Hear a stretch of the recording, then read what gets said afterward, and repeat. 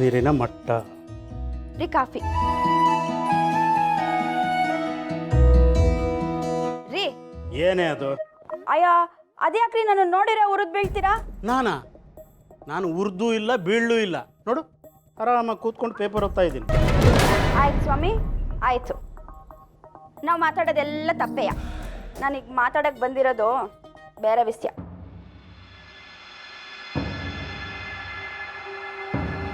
ನೋಡು, ಸೀನನ್ನು ಕರ್ಕೊಂಬರ್ತೀನಿ, ಕ್ಷಮಿಸ್ಬಿಡಿ. ಏನೋ ಮಗು ಮಾಡಬಾರ್ದು ಮಾಡಿಬಿಟ್ಟಿದೆ, ಇನ್ನು ಮುಂದೆ ನಾನು ಅವನಿಗೆ ಬುದ್ಧಿ ಕಲಿಸ್ಕೊಡ್ತೀನಿ ಅಂತ ಮಾತ್ರ ಹೇಳಕ್ಕೆ ಬರಬೇಡ. ಹಂಗೆ ಹೇಳಕ್ಕೇನಾದರೂ ಬಂದರೆ ಹಮ್ಮಿಕೊಂಡು ಹೋಗ್ತಾ ಇದ್ದೆ. ಅಯ್ಯ, ನಾನು ಏನು ಹೇಳ್ದಲ್ಲಯ್ಯ, ಎಲ್ಲ ನೀವೇ ಓದ್ತಿದ್ದೀರಾ.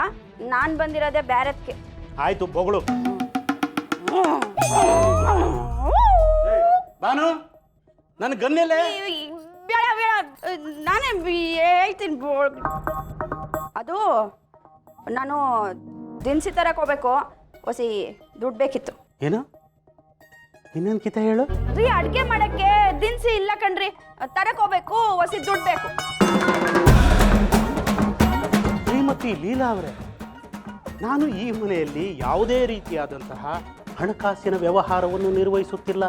ನನ್ನ ಎಲ್ಲ ಆಸ್ತಿ ಪಾಸ್ತಿ ಹಣನೂ ನನ್ನ ಮುದ್ದಿನ ಸೊಸೆಯಾದ ಶ್ರೀಮತಿ ರಶ್ಮಿಯವರ ಹೆಸರಿಗೆ ಬರೆದಿದ್ದು, ಆ ಕಾರಣಕ್ಕಾಗಿ ಎಲ್ಲ ವ್ಯವಹಾರವನ್ನು ಆಕೆಯೇ ನಿರ್ವಹಿಸುತ್ತಿದ್ದಾಳೆ. ತಮಗೇನಾದರೂ ಕೇಳುವುದಿದ್ದರೆ ನಂಬಿಕೊಂಡು ಅವರ ಹತ್ರನೇ ಕೇಳಬೇಕು ಅಂತ ನಾನು ಪ್ರಾರ್ಥಿಸುತ್ತೇನೆ. ಓ, ನಾನು ಈ ವಯಸ್ಸಲ್ಲಿ ಹೋಗಿ ಅವಳು ತಾವು ಕೈ ಹೊಡ್ತೀನಿ. ನೀನು ಸೊಸೆ ಅಂತ ಒಪ್ಕೊಂಡ್ರೆ ನೀನು ಕೈ ಒಡ್ಡೋದು ಬೇಕಾಗಿಲ್ಲ, ಅವಳೇ ಬಂದು ಕೊಡ್ತಾಳೆ. ಆಗಕ್ಕಿಲ್ಲ, ನಾನು ಒಪ್ಕೊಳಕ್ಕಿಲ್ಲ.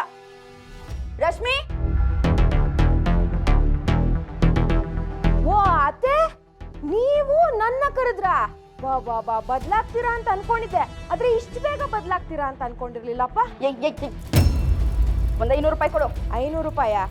ಯಾಕೆ? ಅಲ್ಲ, ಇವಾಗ ಕೊಟ್ರೆ ಅಷ್ಟು ಖರ್ಚು ಮಾಡ್ಕೊಂಡ್ ಬರ್ತೀರಾ, ಇಲ್ಲ ಚಿಲ್ಲರೆ ಏನಾರು ವಾಪಸ್ ತಂದು ಕೊಡ್ತೀರಾ? ಯವ್ವ, ಏನ್ ಖರ್ಚು, ಎಷ್ಟು ಖರ್ಚು, ಯಾಕೆ ಖರ್ಚು ಅಂತ ನಿಂತ ಲೆಕ್ಕ ಬರ್ಸಿ, ಮಿಕ್ಕಿರ್ ಏನ್ ಮಾಡ್ಬೇಕು ಅಂತಾನು ನಿಂತವಳೆ ಕೇಳ್ಕೊಂಡು ಹೋಗ್ಬೇಕಾ? ಲೀಲಾ, ಅನ್ನ ಹಾಕಿದ್ರೆ ಈ ಪರಿಸ್ಥಿತಿ ಬರ್ತಾ ಇರಲಿಲ್ಲ. ಹಸ್ಕೊಂಡಿದ್ರು ನನ್ನ ಸೊಸೆ ಬಾಯಿ ಬಿಟ್ಟು ಕೇಳ್ದವಳಲ್ಲ.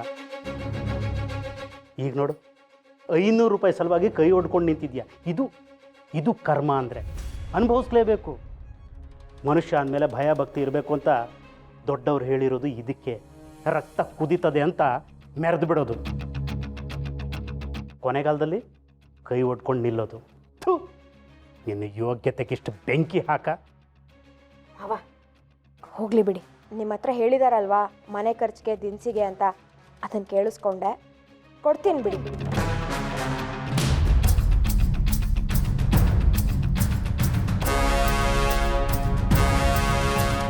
ಹಲೋ,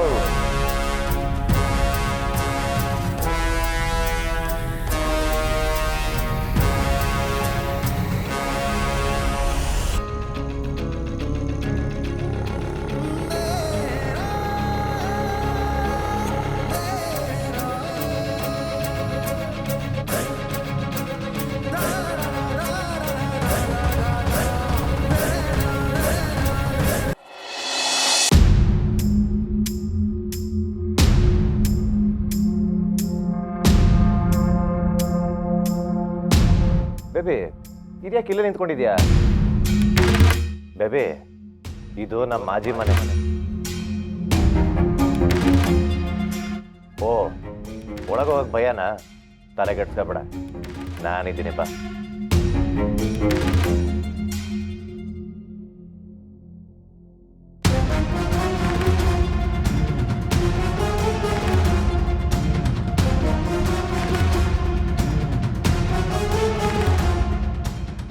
ಬೇಬಿ, ಈ ಮನೆಗೆ ನಾವು ಬಂದಿದ್ದೀವಲ್ವಾ? ಆದರೆ ನೀನು ಮುಂಚೆ ಬರ್ತಿರ್ಬೇಕಾರೆ ನಾನು ಹೆದರ್ಕತಾ ಇದ್ದೆ, ಯಾಕಂದರೆ ನಮ್ಮ ವಿಷಯ ಈ ಮನೇಲಿ ಯಾರಿಗೂ ಗೊತ್ತಿರಲಿಲ್ವಲ್ಲ. ಆದ್ರೆ ಇವಾಗ ಎಲ್ರಿಗೂ ಗೊತ್ತು, ಅದೇ ಅಲ್ವಾ ನಮಗೆ ಧೈರ್ಯ. ಮತ್ತೆ ಸತ್ಯವೇ ನಮ್ಮ ತಾಯಿ ತಂದೆ, ಸತ್ಯವೇ ನಮ್ಮ ಬಂಧು ಬಳಗ, ಸತ್ಯವಾಕ್ಯಕ್ಕೆ ತಪ್ಪಿ ನಡೆದರೆ ಮೆಚ್ಚನ ಪರಮಾತ್ಮನು. ಕರೆಕ್ಟ್ ಅಲ್ವಾ ಬೇಬಿ?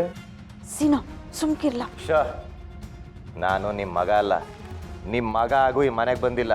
ಬೇಬಿ, ಈ ಮಾಜಿ ಮನೆಯಲ್ಲಿ ಯಾರ್ಯಾರವ್ರೆ ಅಂತ ಪರಿಚಯ ಮಾಡಿಸ್ತೀನಿ. ಇಲ್ಲಿ ಇಂಥವ್ರಲ್ಲ ಅವರು ನಮ್ಮ ಮಾಜಿ ತಂದೆ, ಇವರು ನಮ್ಮ ಮಾಜಿ ತಾಯಿ, ಇವ್ರು ನಮ್ಮ ಮಾಜಿ ಹೆಂಡತಿ ಅಂತ ಮಾತ್ರ ಹೇಳ್ಬೇಡ.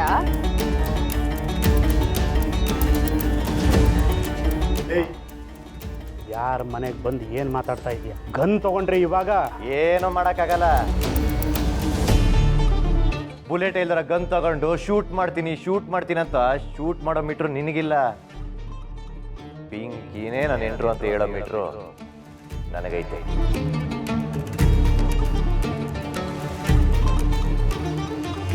ಅದಕ್ಕೆ ನಿಮ್ಮನೆಗೆ ನುಗ್ಗಿ ಏ ಇವ್ರ ಮನೆ ಅಲ್ಲ ಸೀನಾ, ಇವಳ ಮನೆ.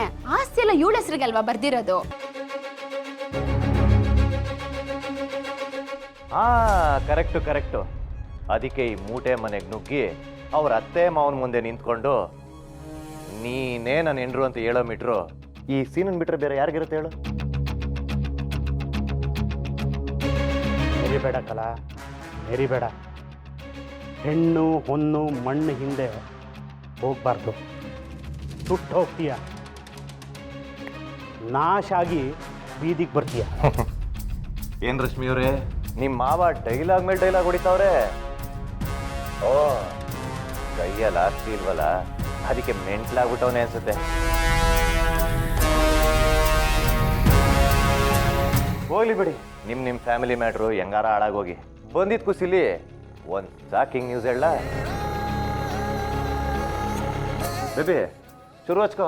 ನಾನು ಒಬ್ಳೆ ಅಲ್ಲ ಸೀನಾ, ಇಬ್ರು ಜೊತೆಲಿ ಹೇಳೋಣ. ಹಾ ಹೇಳೋಣ. ಬೇಬಿ ಎಲ್ಲಿ ಅದು ಕೊಡು. ರೀ ಏನ್ ಮಾಡ್ತಾ ಇದ್ದೀರಾ?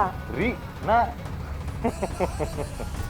ನನ್ನ ಮನೆಯಿಂದ ನನ್ನೇ ಆಚೆ ಹಾಕ್ಬೇಕಾದ್ರೆ ರೀ ಇದು ತಪ್ಪು ರೀ ಅಂತ ಅನ್ನಿಸ್ತಿತ್ತು.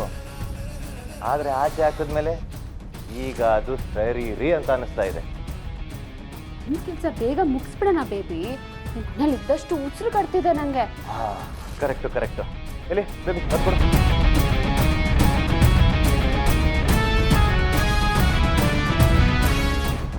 ಇಟ್ಕೋ ಬೇಬಿ ನೀನುವೆ. ಹಾ ladies and gentlemen, sorry old man and old women and miss ಮೂಟೆ, ಇದು ನನ್ನ ಮದುವೆ ಕಾರ್ಡು. ನಾನು ಪಿಂಕಿ ಮದುವೆ ಆಯ್ತಿದ್ದೀನಿ.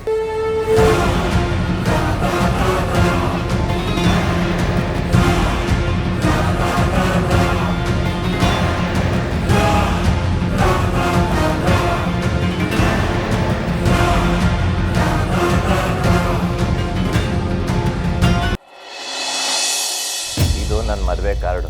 ನಾನು ಪಿಂಕಿ ಮದುವೆ ಆಯ್ತಿದ್ದೀವಿ.